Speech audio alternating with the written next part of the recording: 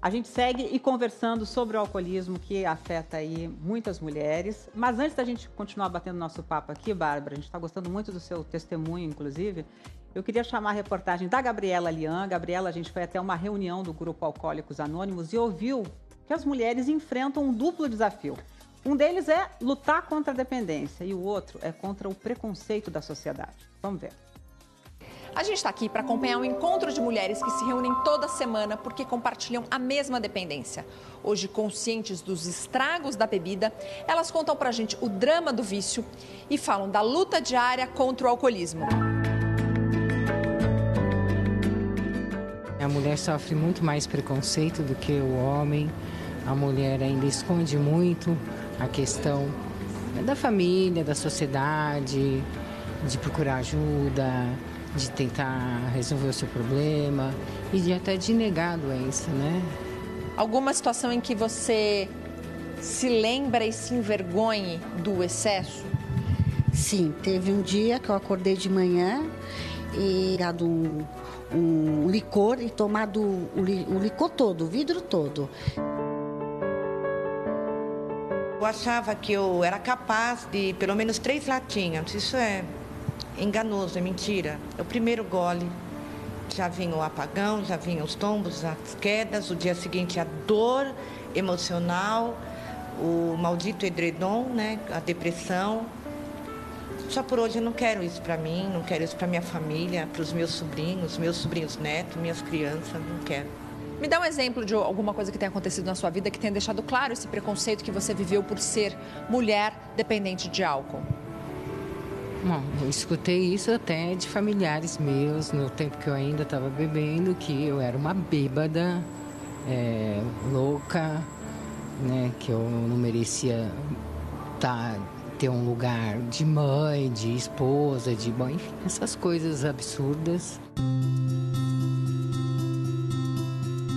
O apoio da família é essencial. Porque no começo eu também ficava brava, achava que não era doença, que era, isso aí ela faz porque ela não pensa, não tem juízo, né? Nós compartilhamos experiências, forças e esperanças. Então, eu ouvindo a história da minha companheira, eu tenho esperança de que eu também vou poder melhorar.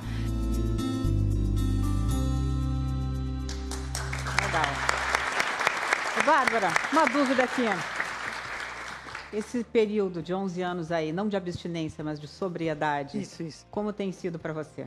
Olha, a grande mensagem do livro... Eu resolvi escrever o livro porque eu vi que não tinha nenhum livro sobre uma experiência verdadeira. E aí eu resolvi contar tudo, porque senão... O meu objetivo é que as pessoas que têm o mesmo problema que eu... consigam tirar proveito de uma leitura. E eu quis falar as coisas para as pessoas se identificarem. Como é na sala de autoajuda, que você ouve alguém falar uma coisa que você está dentro de você e que você fala, ai meu Deus do céu, você ouve pela voz do outro. Era então, isso, né, que eu precisava ouvir. Exatamente. Então é muito, muito, muito importante. Qual que era a pergunta mesmo? Como tem sido esse período de sobriedade para você? Tem sido maravilhoso. Bate que sentimento? Isso que eu queria saber. O motivo de eu ter parado e ter escrito esse livro é porque eu consegui ser muito mais feliz do que eu era antes. Eu consegui ser mais feliz do que em toda a minha vida antes. Eu estou com 61 anos, eu já devia estar descendo o morro, né? Virando a curva do rio, mas eu ainda estou subindo.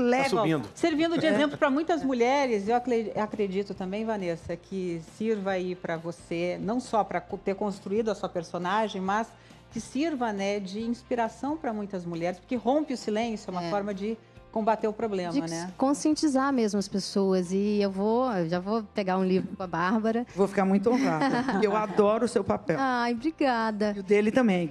É um clássico.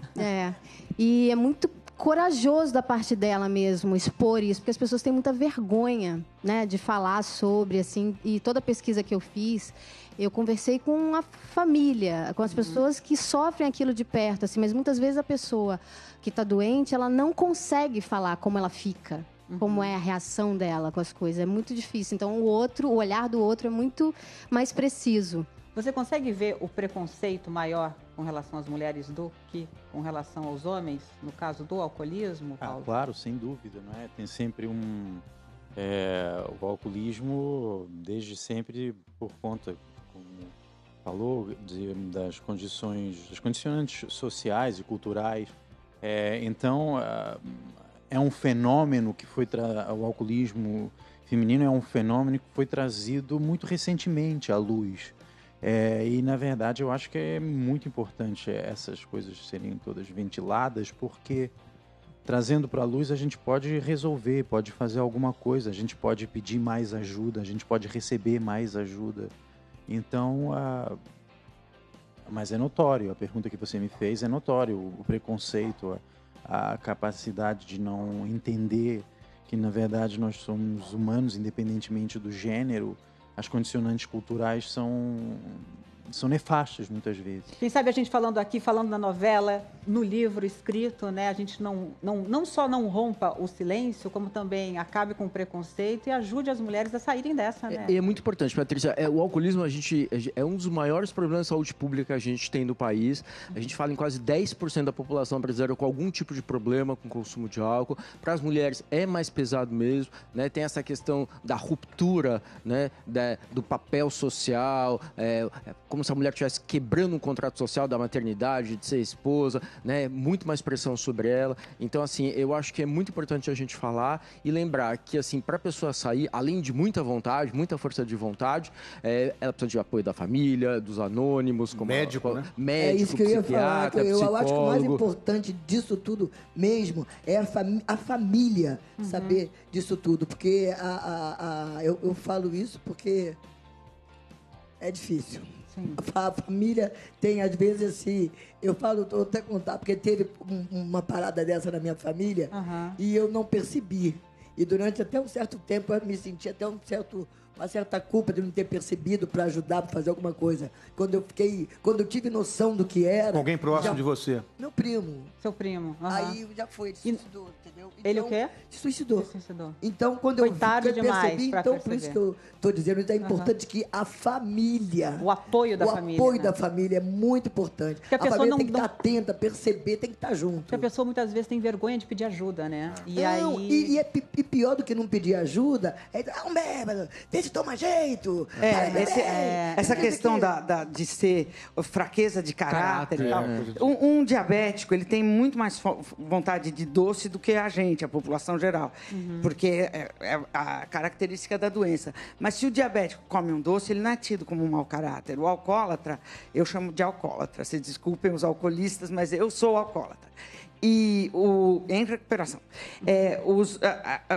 A gente é tido, tem um enorme preconceito, porque ninguém no país fala disso. Se você olhar, nos Estados Unidos, o cara que fez o De Volta para o Futuro, Michael J. Fox, ele teve um problema de saúde, ele imediatamente falou, fez uma fundação para o Parkinson. Tem muita gente que bebe, o Robert Downey Jr., que é o Homem de Ferro. Mas acho que tem muita gente que acha que não é problema ainda, né? Que é uma coisa tem socialmente aceita, né? Tem uma hipocrisia na nossa sociedade. Nós não queremos... A gente não quer problema, a gente não quer saber. Eu não meto a colher no vizinho, o marido está lá batendo na mulher, ninguém Melhor fala fazer nada. que não viu, né? Faz que não viu.